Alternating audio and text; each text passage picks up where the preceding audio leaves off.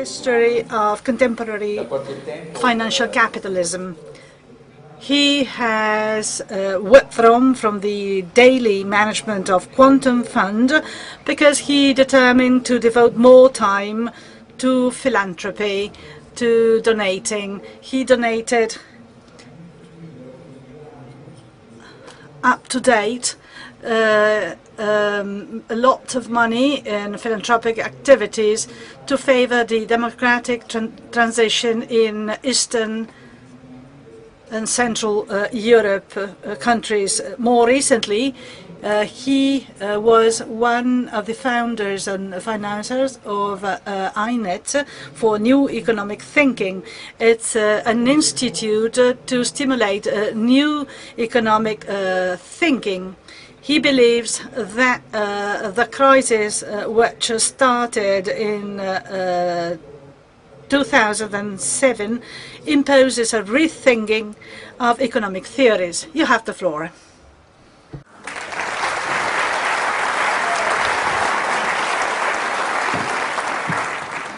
Thank you very much.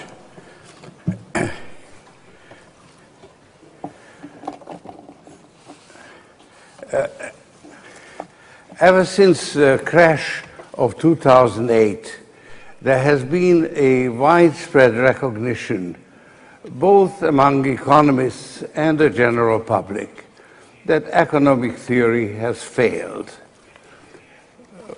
But there is no consensus on the causes and the extent of that failure. I believe that the failure is more profound than generally realized. It goes back to the foundations of economic theory. Economics tried to model itself on Newtonian physics. It sought to establish universally and timelessly valid laws governing reality. But economics is a social science, and there is a fundamental difference between the natural and social sciences. Social phenomena have thinking participants who base their decisions on imperfect knowledge. That's what economic theory tried to ignore.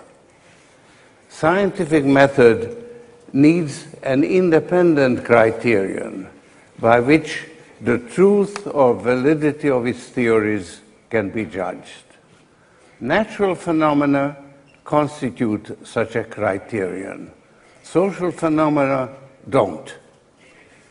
That's because natural phenomena consist of facts that unfold independently of any statements that relate to them.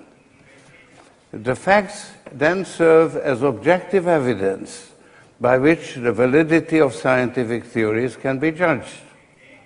That's what has enabled natural science to produce amazing results. Social events, by contrast, have thinking participants who have a will of their own. They are not detached observers, but engaged decision makers whose decisions greatly influence the course of events.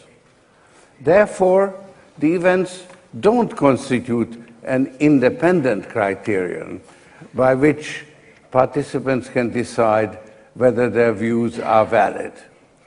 In the absence of an independent criterion, people have to base their decisions not on knowledge, but on an inherently biased and to greater or lesser extent distorted interpretation of reality. Their lack of perfect knowledge or fallibility introduces an element of indeterminacy into the course of events that is absent when the events relate to the behavior of inanimate objects.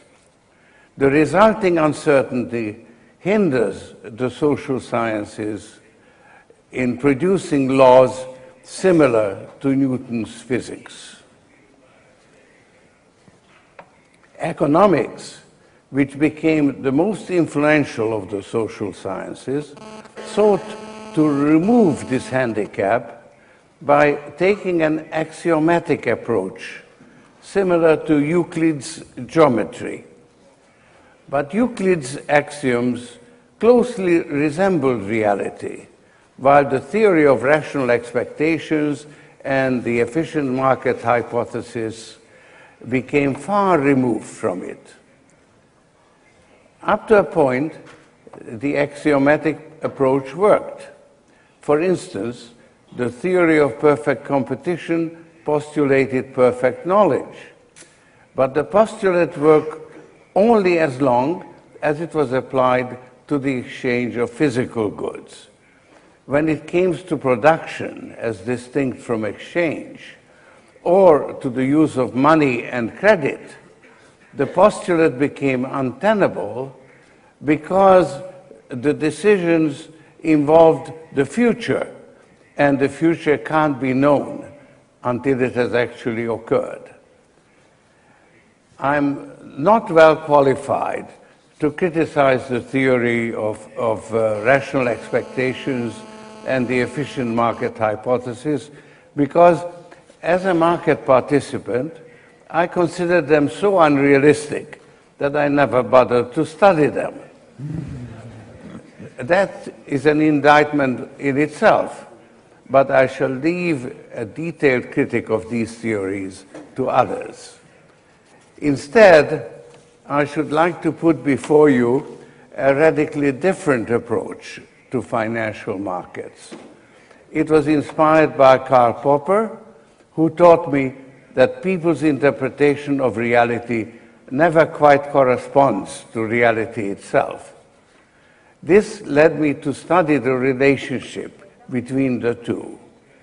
I found a two-way connection between the participants' thinking and the situations in which they participate. On the one hand, people seek to understand the situation. That's the cognitive function. On the other, they seek to make an impact on the situation. I call that the causative or manipulative function. The two functions connect the thinking agents and the situations in which they participate in opposite directions. In the cognitive function, the situation is supposed to determine the participants' views. In the causative function, the participants' views are supposed to determine the outcome. When both functions are at work at the same time, they interfere with each other. The two functions form a circular relationship or feedback loop. I call that feedback loop reflexivity. In a reflexive situation, the participants' views can't correspond to reality because reality is not something independently given. It is contingent on the participants' views and decisions. The decisions, in turn, can't be based on knowledge alone. They must contain some bias or guesswork relating to the future, because the future is contingent on the participants' decisions. Fallibility and reflexivity are tied together like Siamese twins. Without fallibility, there would be no reflexivity. Although the opposite is not the case, people's understanding would be imperfect even if in the absence of reflexivity. Of the two twins, fallibility is the firstborn. Together, they ensure both a convergence between the they ensure both a divergence between the participants' views of reality and the actual state of affairs, and a divergence between the participants' expectations and the actual outcome. Obviously, I didn't discover reflexivity. Others had recognized it before me, often under a different name. Robert Merton wrote about self-fulfilling prophecies and the bandwagon effect. Keynes compared financial markets to a beauty contest where the participants had to guess who would be the most popular choice.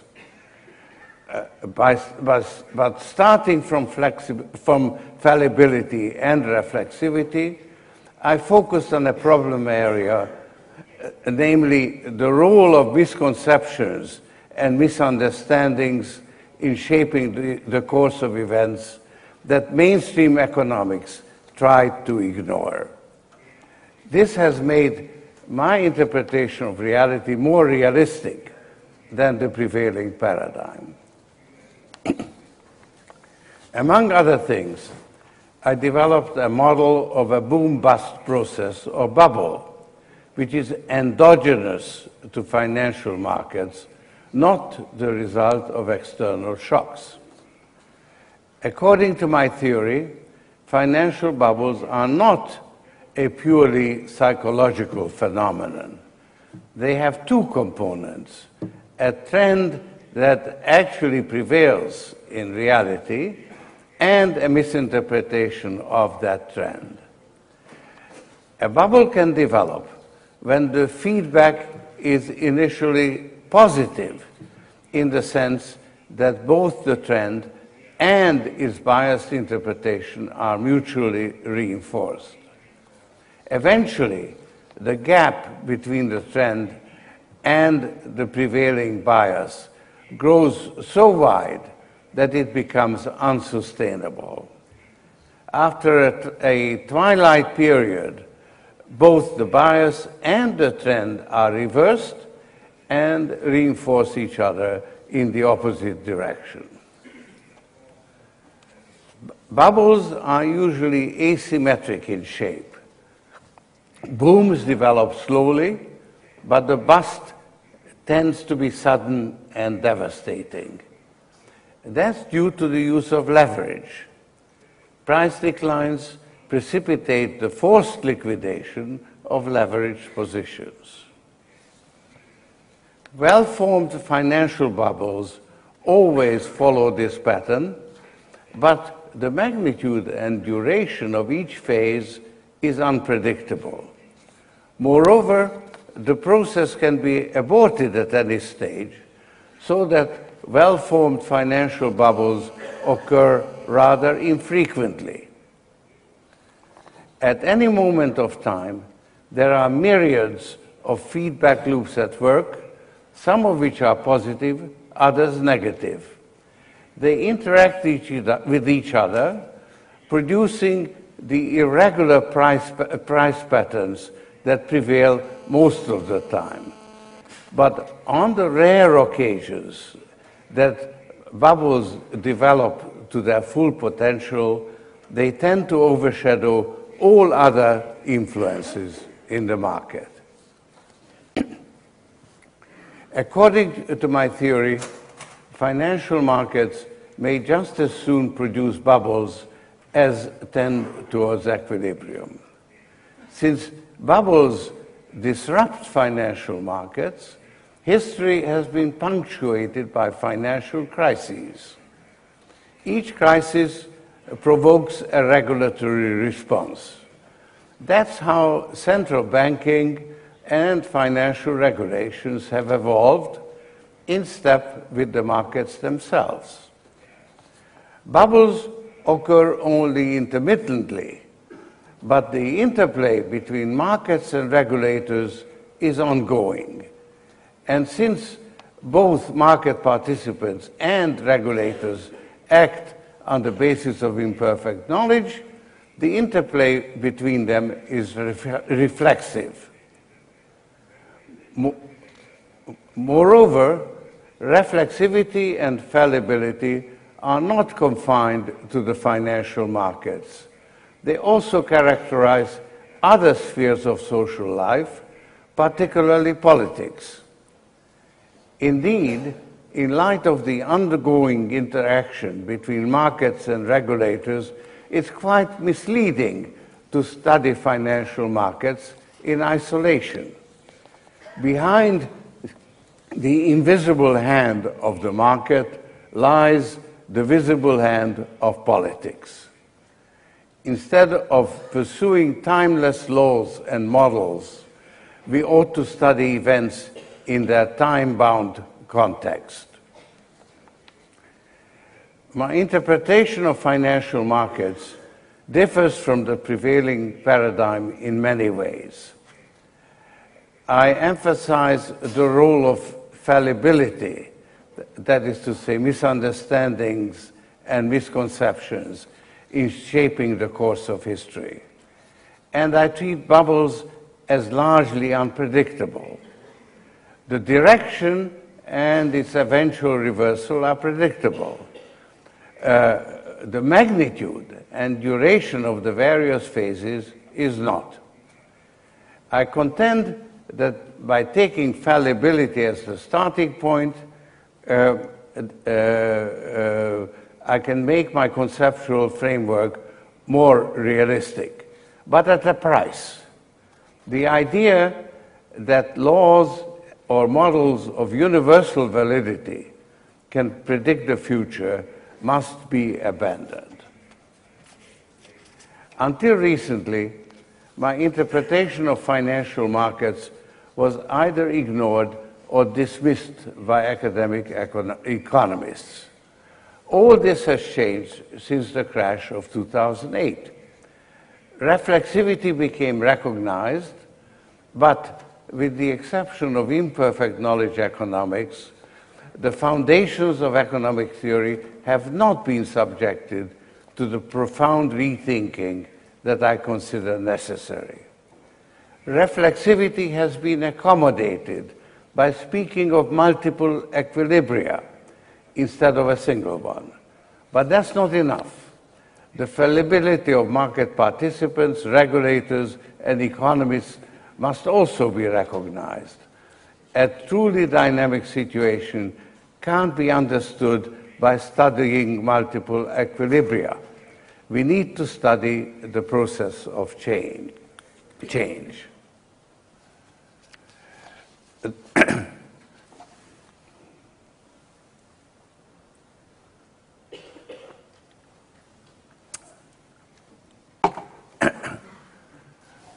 The euro crisis is particularly instructive in this regard.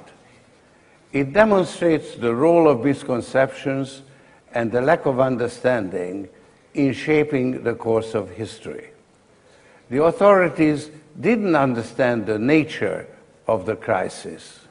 They thought of it as a fiscal problem, while it's more a banking problem and a problem of competitiveness. And they applied the wrong remedy. You can't reduce the debt burden by shrinking the economy, only by growing your way out of it.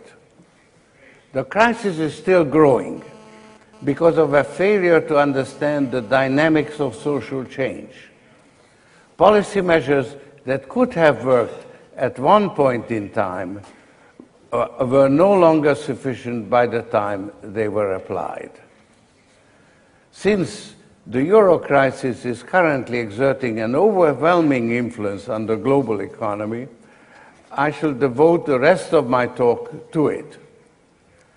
I must start with a warning. The discussion will take us beyond the confines of economic theory into politics and the dynamics of social change. But my conceptual framework, based on the twin pillars of fallibility and reflexivity, still applies. Reflexivity doesn't always manifest itself in the form of bubbles. The reflexive interplay between imperfect markets and imperfect authorities goes on all the time, while bubbles occur only infrequently. This is a rare occasion when the interaction exerts such a large influence that it casts its shadow on the entire global economy. How could this happen? My answer is that there is a bubble involved, after all, but it's not a financial, but a political one. It relates to the political evolution of the European Union, and it has led me to the conclusion that the euro crisis threatens to destroy the European Union itself. Let me explain. I contend that the European Union itself is like a bubble. In the boom phase, the EU was what psychoanalyst David Tuckett calls a fantastic object, unreal but immensely attractive. It was the embodiment of an open society, an association of nations founded on the principles of democracy, human rights, and the rule of law, in which no nation or nationality would have a dominant position. The process of integration was spearheaded by a small group of far-sighted statesmen who practiced what Karl Popper called piecemeal social engineering. They recognized that perfection is unattainable, so they set limited objectives and firm timelines, and then mobilized the political will for a small step forward, knowing full well that when they achieved it, its inadequacy would become apparent and require a further step. The process fed on its own success, very much like a financial bubble. That's how the coal and steel community was gradually transformed into the European Union, step by step. Germany used to be in the forefront of the effort. When the Soviet Empire started to disintegrate, German leaders realized that reunification was possible only in the context of a more united Europe, and they were willing to make considerable sacrifices to achieve it. When it came to bargaining, they were willing to contribute a little more and take a little less than the others, thereby facilitating agreement. At that time, German statesmen used to assert that Germany has no independent foreign policy, only a European one. The process culminated with the Maastricht Treaty and the introduction of the euro. It was followed by a period of digestion, which after the crash of 2008 turned into a process of disintegration. The first step was taken by Germany when, after the bankruptcy of Lehman Brothers, Angela Merkel declared that the virtual guarantee extended to other financial institutions should come from each country acting separately, not by Europe acting jointly. It took financial markets more than a year to realize the implications of that declaration, showing that they are not perfect. The Maastricht Treaty was fundamentally flawed, demonstrating the fallibility of the authorities. Its main weakness was well known to its architects. It established a monetary union without a political union. The architects believed, however, that when the need arose, the political will could be generated to take the necessary steps forward towards a political union. But the euro also had some other defects of which the architects were unaware and which are not fully understood even today. In retrospect, it's now clear that the main source of trouble is that the member states of the euro have surrendered to the European Central Bank their rights to create fiat money. They didn't realize what that entails, and neither did the European authorities. When the euro was introduced, the regulators allowed banks to buy unlimited amounts of government bonds without setting aside any equity capital. And the central bank accepted all government bonds at its discount window on equal terms. That made it advantageous to commercial banks to accumulate the bonds of the weaker euro members in order to earn a few extra basis points. That's what caused interest rates to converge, which in turn caused competitiveness to diverge. Germany, struggling with the burdens of reunification, undertook structural reforms and became more competitive. Other countries enjoyed housing and consumption booms on the back of cheap credit, which made them less competitive. Then came the crash of 2008, which created conditions that were far removed from those prescribed by the Maastricht Treaty. Many governments had to shift bank liabilities onto their own balance sheets and engage in massive deficit spending. These countries found themselves in the position of a third world country that had become heavily indebted in a currency that it did not control.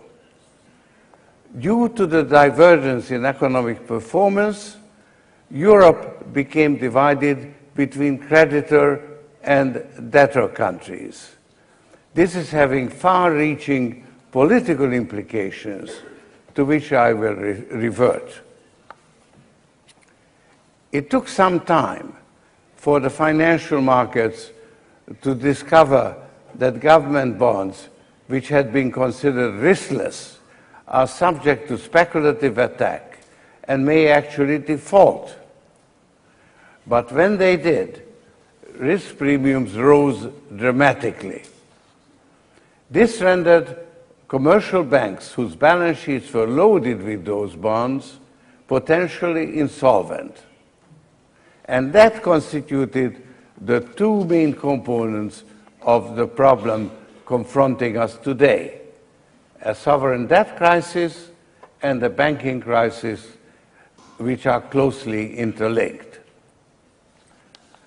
The Eurozone authorities are now repeating what the international financial authorities often did in the global financial system.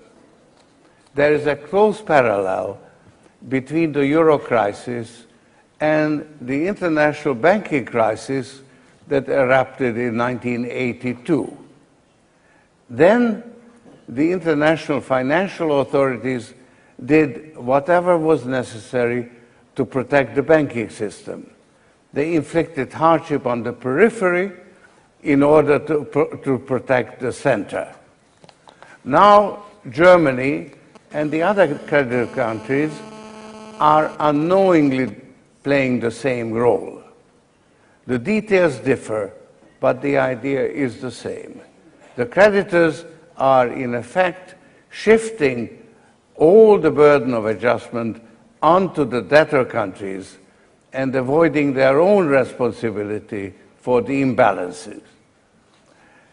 Interestingly, the terms center and periphery have kept into usage almost unnoticed. Just as in the 1980s, all the blame and burden is falling on the periphery, and the responsibility of the center has never been properly acknowledged. Yet, in the euro crisis, the responsibility of the center is even greater than it was in 1982. The center is responsible for designing a flawed system, enacting flawed treaties, pursuing flawed policies, and always doing too little, too late. In the 1980s, Latin America suffered a lost decade. A similar fate now awaits Europe. That's the responsibility that Germany and the other creditor countries need to acknowledge. But there is no sign of this happening.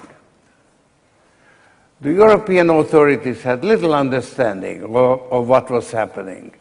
They were prepared to deal with fiscal problems, but only Greece qualified as a fiscal crisis. The rest of Europe suffered from a banking crisis and a divergence in competitiveness which gave rise to a balance of payments crisis. The authorities didn't even understand the nature of the problem, let alone see a solution. So they tried to buy time. Usually that works. Financial panics subside and the authorities realize a profit on their intervention. But not this time, because the financial problems were reinforced by a process of political disintegration. While the European Union was being created, the leadership was in the forefront of further integration. But after the outbreak of the financial crisis, the authorities became defendants of the status quo. This has forced all those who considered the status quo unsustainable or intolerable into an anti-European posture. That's the political dynamic that makes the disintegration of the European Union just as self-reinforcing as its creation has been. That's the political bubble I was talking about. At the outset of the crisis, a breakup of the euro was inconceivable. The assets and liabilities denominated in a common currency were so intermingled that a breakup would have led to an uncontrollable meltdown. But as the crisis progressed, the financial system has been progressively reordered along national lines. This trend has gathered momentum in recent months.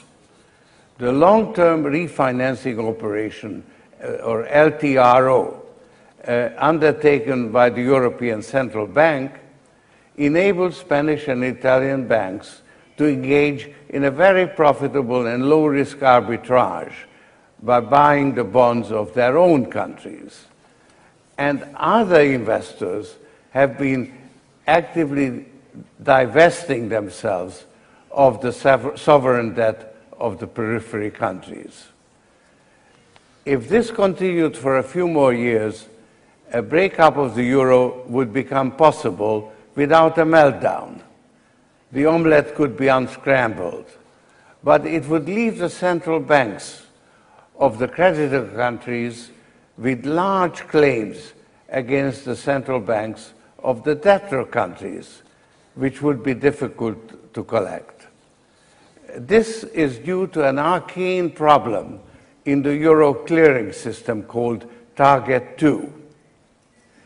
In contrast to the clearing system of the Federal Reserve, which is settled annually, Target 2 accumulates the imbalances.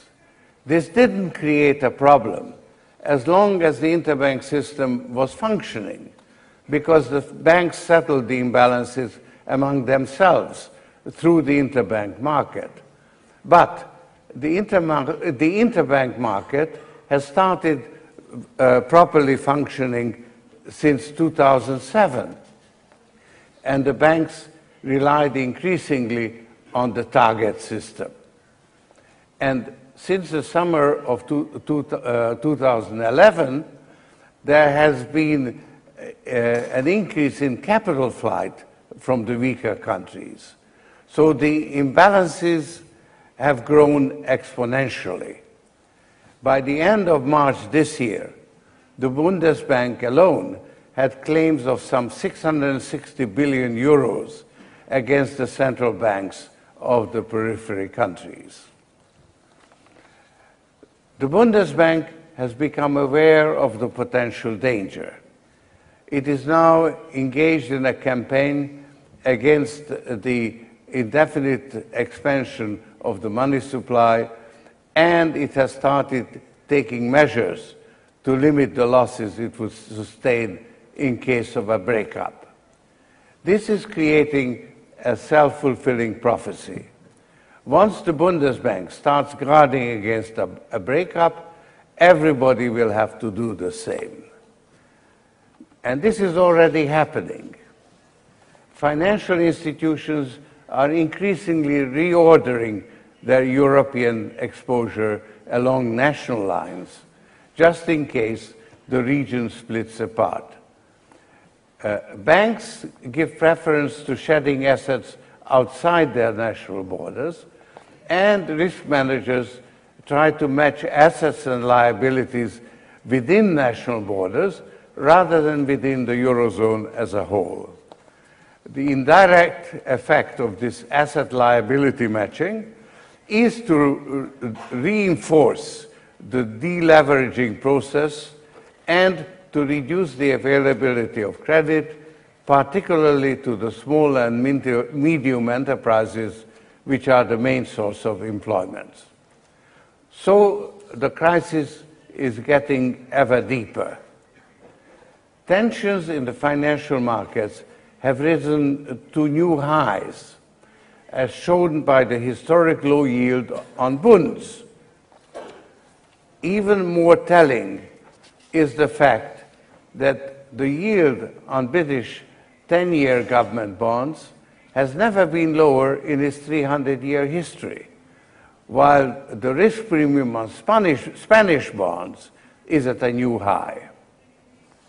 The real economy of the Eurozone is declining, while Germany is still booming. This means that the divergence is getting wider.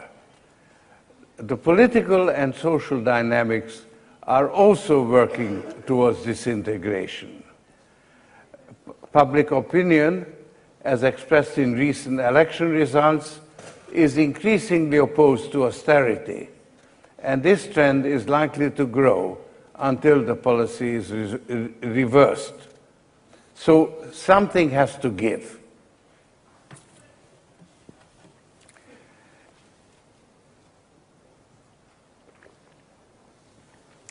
In my judgment, the authorities have a 3-month window during which they could still correct their mistakes and reverse the current trends. By the authorities, I mean mainly the German government and the Bundesbank, because in a crisis, the creditors are in the driver's seat, and nothing can be done without German support. I expect that the Greek public will be sufficiently frightened by the prospect of expulsion from the European Union that it will give a narrow majority of seats to a coalition that is ready to abide by the current agreement. But no government can meet the conditions so that the Greek crisis is liable to come to a climax in the fall.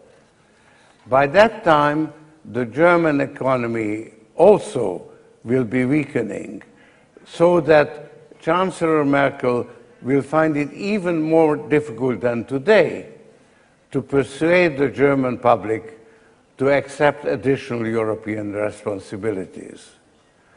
That is why I'm talking about a 3-month window.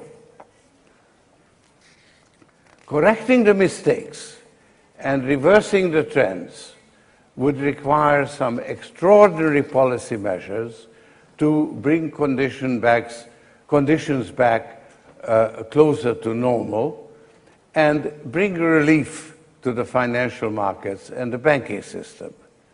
These measures must, however, conform to the existing treaties.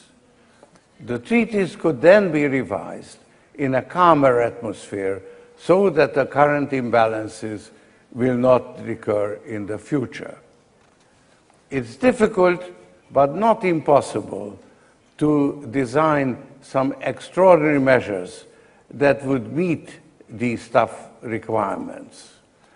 They would have to tackle simultaneously the banking problem and the problem of excessive debt, because these problems are interlinked. Addressing one without the other, as in the past, will not work. Banks need a European deposit insurance scheme in order to stem the capital flight.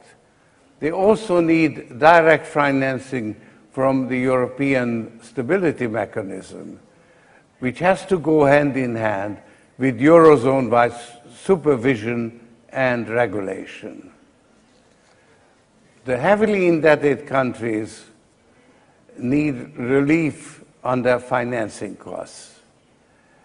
There are various ways to provide it, but they all need the active support of the Bundesbank and the German government. That's where the blockage is. The authorities are working feverishly to come up with a set of proposals in time for the European summit at the end of this month. Based on current newspaper reports, the measures that they will propose will cover all the bases I have mentioned, but they will offer only the minimum on which the various parties can agree, while what is needed is a convincing commitment in order to reverse the trend. That means that measures will again offer some temporary relief, but the trends will continue. But we are at an inflection point. After the expiration of the 3-month window, the markets will continue to demand more, but the authorities will not be able to meet their demands. It's impossible to predict the eventual outcome. As mentioned before, the gradual reordering of the financial system along national lines could make an orderly breakup of the euro possible in a few years' time, and if it were not for the social and political dynamics, one could imagine a common market without a common currency. But the trends are clearly non-linear, and an earlier breakup is bound to be disorderly. It would almost certainly lead to a collapse of the Schengen Treaty, the common market, and the European Union itself. It should be remembered that there is an exit mechanism for the European Union, but not for the euro. Unenforceable claims and unsettled grievances would leave Europe worse off than it was at the outset when the project of a united Europe was conceived. But the likelihood is that the euro will survive, because a breakup would be devastating not only for the periphery, but also for Germany.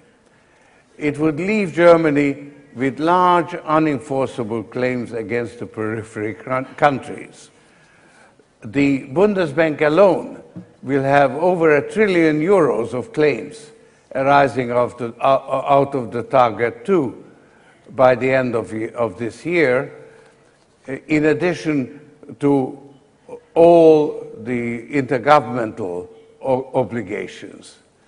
And a return to the Deutschmark would likely price Germany out of its export markets, not to mention the political consequences. So Germany is likely to do what is necessary to preserve the euro, but nothing more.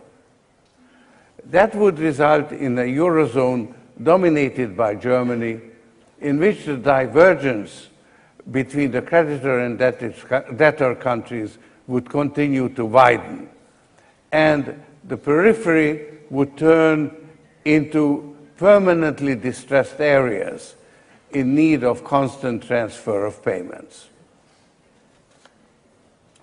That would turn the European Union into something very different from what it was when it was a fantastic object that fired people's imagination. It would be a German empire with the periphery as the hinterland. I believe most of us would find that objectionable, but I have a great deal of sympathy with Germany in its present predicament.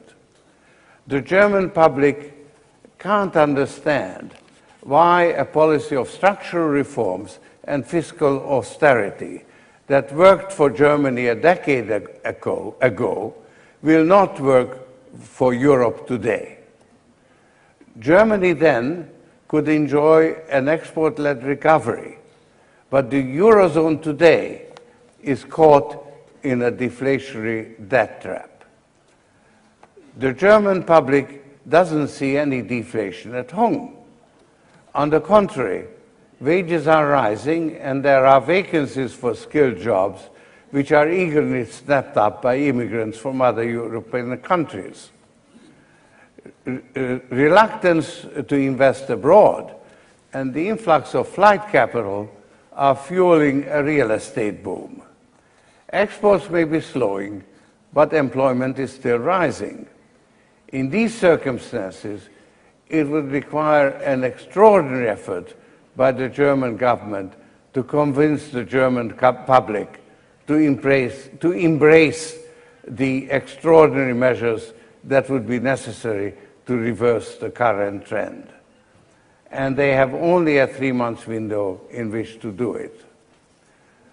We need to do whatever we can to convince Germany to show leadership and preserve the European Union as the fantastic object that it used to be. The future of Europe depends on it. Thank you.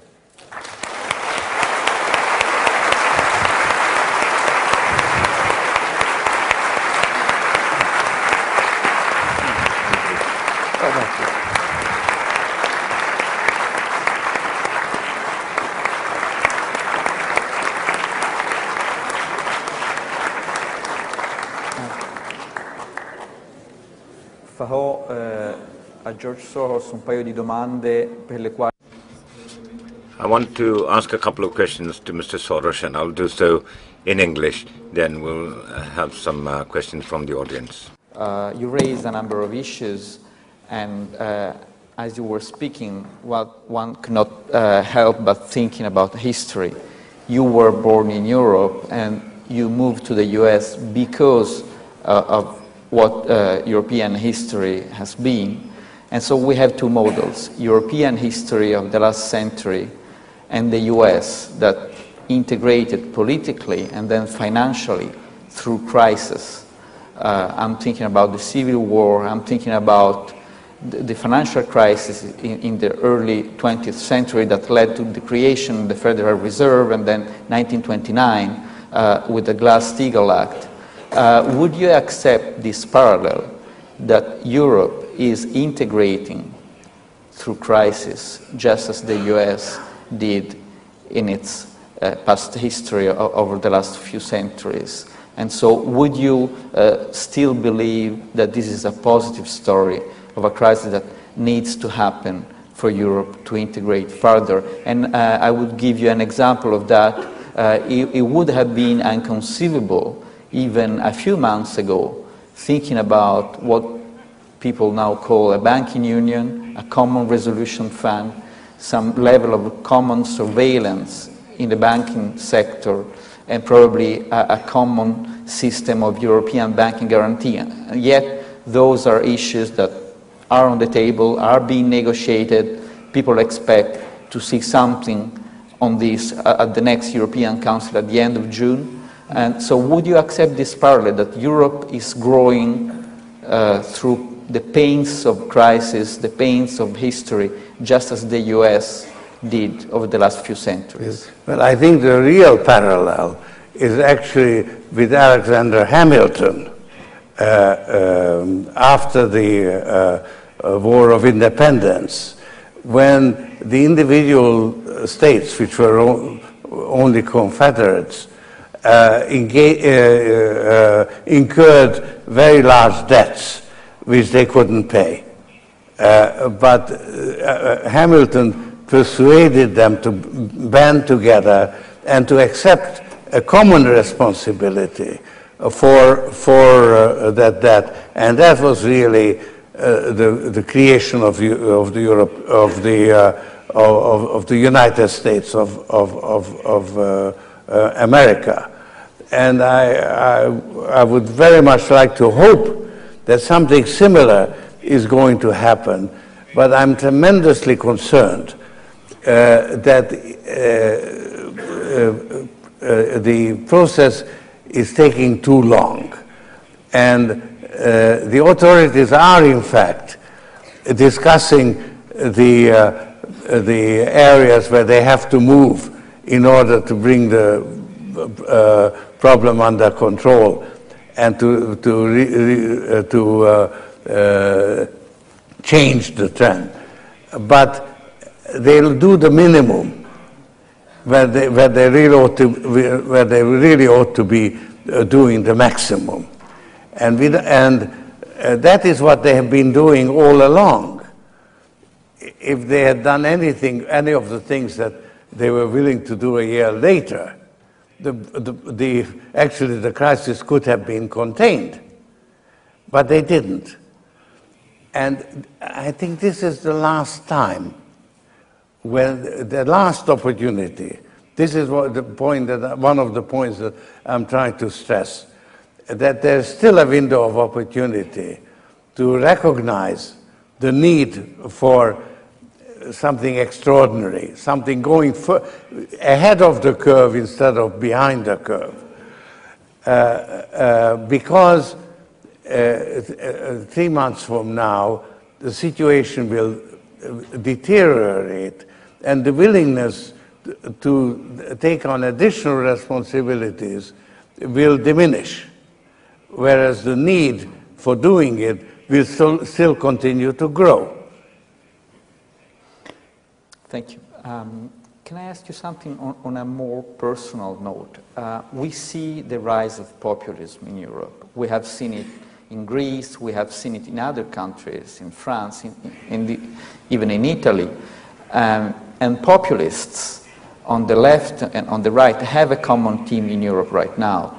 They go against financiers. They say banks, hedge funds. Essentially, people like you are to blame for the current crisis. Your name is in the memory of many in Britain and even in Italy as the person who played an important part in 1992 in the unraveling of the pound and of the lira.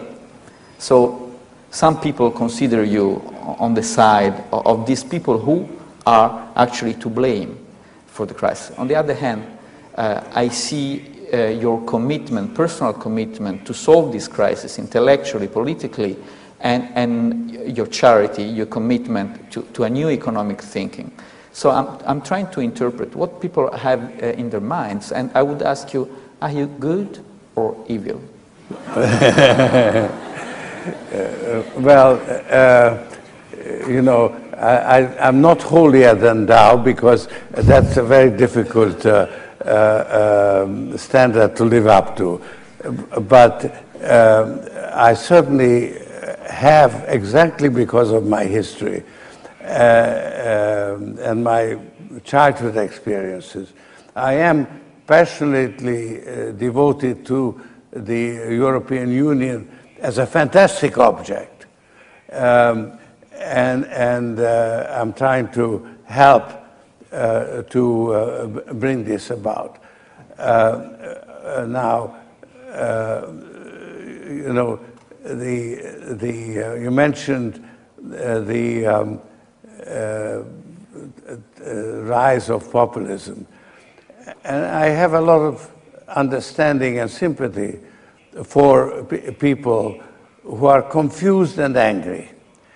And I do blame the authorities not for making mistakes, because we all make mistakes, but for not recognizing their mistakes. When it's not only, you know, outside observers like me who are talking about it, but the facts are showing that the policies that they are advocating are not working. So I think the responsibility is with the primary responsibility is with the authorities. Now, hedge funds and financial markets can influence the course of events. What has really happened when the member countries transferred their right to print money to the ECB is that they became like third world countries that are not in control of the currency in which their debts are denominated, and therefore they are subject to speculative attack. And you can't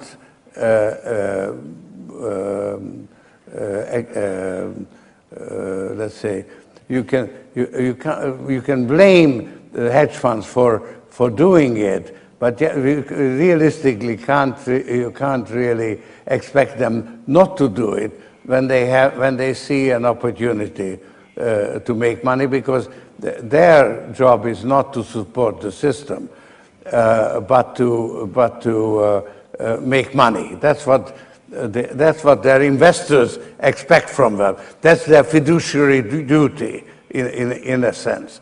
So, but the authorities and are deflecting blame from themselves by blaming the hedge funds. But it's like shooting the messenger. But they are the people who create the message. So I would say that theirs is the primary responsibility. Thank you very much. We still have some time to take a few questions from the public. So whoever wants to ask a question, please raise his or her hand. Ci sono domande?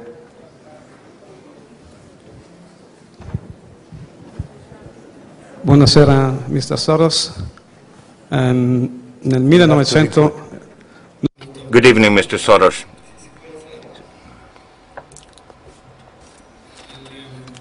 Good evening, Mr. Soros. In August 1998, I bought one of your books, The Crisis of Global Capitalism. And 2 months later, there was the situation of Russian default. These were terrible times. It seemed that the world was ending. But then there was a slight recovery, a slow recovery, and we moved from a depression to the 2000 technology bubble.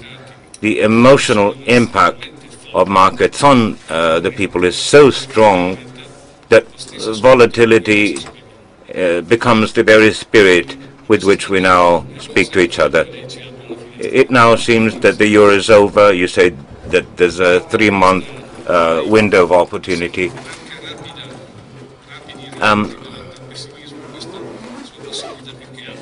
That's a way of feeling a little bit less pessimistic. So basically, my question is, do you think that the crisis will be over reasonably soon within this 3-month window of opportunity? I couldn't hear the beginning of the question, but to answer the question, unfortunately, I do not. This is why I'm trying to ring the alarm bell, that this is the last opportunity to get ahead of the curve and to bring about or create significant institutional or structural reforms that will provide convincing evidence for the markets that the euro is here to stay. And in particular, I don't want to go into details because that would take another hour, but you need to create a financial authority, a European financial authority, because the owners of the European Central Bank, the member states, can do what the European Central Bank cannot do. They can take over the solvency risk that really should not be at the risk of the European Central Bank. And if they created a European financial authority, then the solvency risk would practically disappear.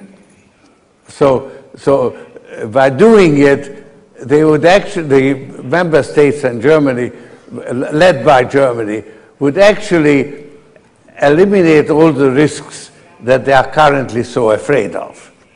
That's what is needed.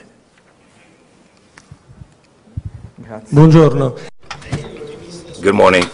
Are you optimistic about the Italian government, the future of Italy guided by Professor Monti? Now is led.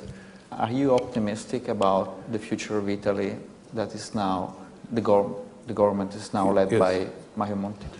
Look, I think that the Monti government has embarked on a policy that was very promising, and it also had considerable support from the public.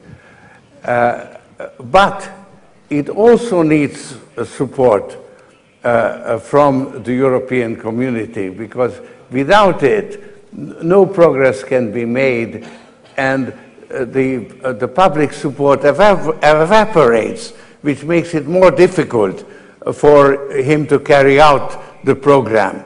So he embarked on structural reforms, and those are necessary, but not sufficient. You also need structural reforms in the euro, because that's where there are some very serious flaws. And if the European Union or the euro countries don't make those moves, the Monti government alone will lose momentum and will not be able to carry out the reforms on which it is currently embarked. And already the labor market reforms have been considerably diluted. If there were a European financial authority, let's say, that would take over much of the solvency risk in Italian bonds, so Italy could refinance its debt at a rate which is closer to what, let's say, Germany is paying. Then Monti could actually carry out those reforms. Penso che abbiamo tempo solo per una ultimissima. I think we have time for perhaps one more question. You said that austerity policies are just the wrong way to go, the wrong way of trying to solve the crisis of sovereign debts. Krugman yesterday on the New York Times said that this is simply an attempt of the conservative elites to destroy entirely the European welfare state. Would you agree on that? They say that the crisis is just an excuse. Whether you agree with... Speak up. Please speak up, because I can't... The question is whether you agree with Mr. Krugman that says that austerity policies are an extreme attempt by conservatives to destroy the welfare state in Europe and not a way to save the system, to make the system safer and sounder? No, I don't think that that I agree with that, because I think structural reforms are in fact necessary in individual countries because conditions have deteriorated and the welfare state cannot be maintained quite in the form in which it was flourishing in past years. So there has to be some fiscal constraints, but they are not. They are necessary, but not sufficient, and you need it needs to be coupled. I mean, you could live with the fiscal compact if it was coupled with a growth compact that would actually be substantial enough to regenerate growth, because then you could grow your way out of the debt problem. So that is the missing link, and without it, the efforts at structural reforms within individual countries are going to run out of steam. Mr. Soros, thank you very, very much for this. It was extremely interesting, and people, I think, followed with great deal of attention. So we thank you for this, and I think in case, maybe if we have time for a very last question, I would ask you, I would take advantage of my role for asking you this question, and it's about Germany. It is about Germany. Germany reversed its historical position about Europe.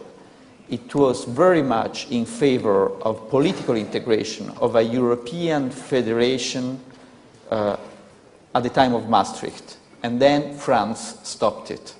And probably the French regret it very much today. They would like to have had this federation now. Today, the Germans seem to be the least keen in Europe to further political integration. At least this is the perception people have in Southern Europe and also in France. How would you explain this incredible shift? Well, I actually tried to explain it in my speech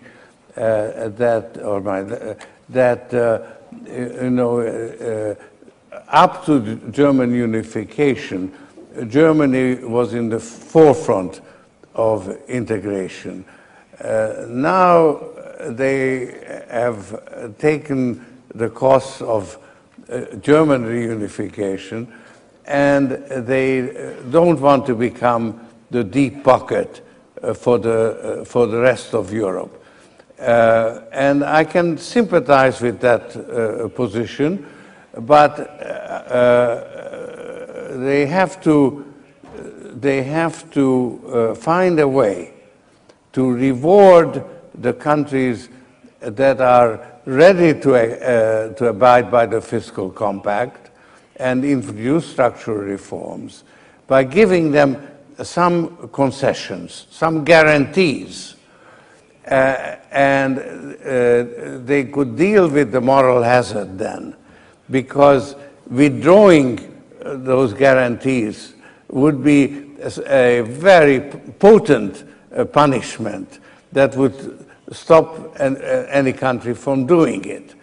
So that could work, where you would have a certain symmetry between, let's say, incentives or guarantees that would come first, and punishments or withdrawal of guarantees that would come afterwards. That would stop the fiscal compact from pushing Europe into this deflationary spiral. It requires some imagination, but I'm convinced that that would work. So I just hope that Germany will actually see it. But the reason that I'm sort of arguing publicly is because I just come from Germany, and I see no signs of this happening in Germany. And that's why I'm ringing the alarm bell. Thank you very much.